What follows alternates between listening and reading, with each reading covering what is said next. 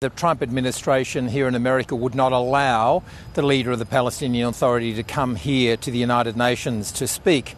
Now, it's all long been a convention that the UN is the place where these things should be discussed. It says a lot about America's place in this conflict, how they're supporting Israel, that they deny a visa to the leader of the moderate faction of the Palestinians. We're not talking Hamas here, we're talking about Fatah, the Palestinian Authority. So the United States wouldn't let the leader of the Palestinian Authority come here to speak. So instead, Mahmoud Abbas spoke by video link, and he said, "I speak to you today after almost 2 years in which our Palestinian people in the Gaza Strip have been facing a war of genocide, destruction, starvation and displacement."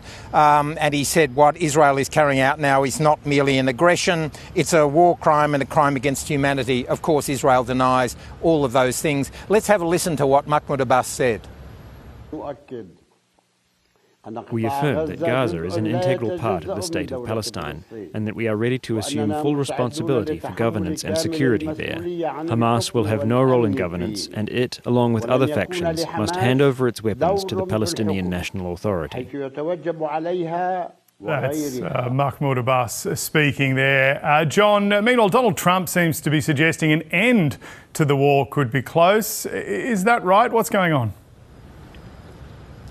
Well, James, because of the relationship between the US and Israel, the reality is that any president of the United States could end this war with one phone call, if he wanted to, with his Israeli counterpart. We saw that in 1981 when Ronald Reagan here in America was watching pictures on television of civilians in Beirut being killed by Israeli bombing, and he rang his counterpart in Israel and said, "You are killing too many civilians, in effect, stop." 4 hours later, Israel stopped the bombing. The same could happen here. Donald Trump, for whatever he says, does not want to do that. He has the power in this relationship, and that power comes through both money and the fact that a lot of the bombs killing so many Palestinian children and civilians are in fact American bombs. He's been meeting with Islamic and Muslim leaders here this week who are trying to come up with a plan to solve this Gaza war. And in fact, we know from Israeli media that Mossad, the Israeli intelligence service, has been looking at plans to try to move some Palestinians from Gaza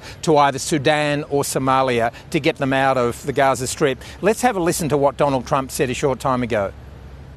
We had a really great meeting. I think a lot was determined at that meeting, and I have to meet with Israel, and I have to do that also. They know what I want, and I think we can get that one done. That's the US President speaking there. And John, of course, the UN General Assembly is a huge event. There's all sorts of meet and greets taking place, different lobbyists in town, of course, a lot of business people as well. And the Prime Minister was spotted pouring beers at an Australian pub. What was that about? This would have been a nightmare to the AFP security people with him. In fact, a few of us had a walk with him in Central Park the other day, a few of the media.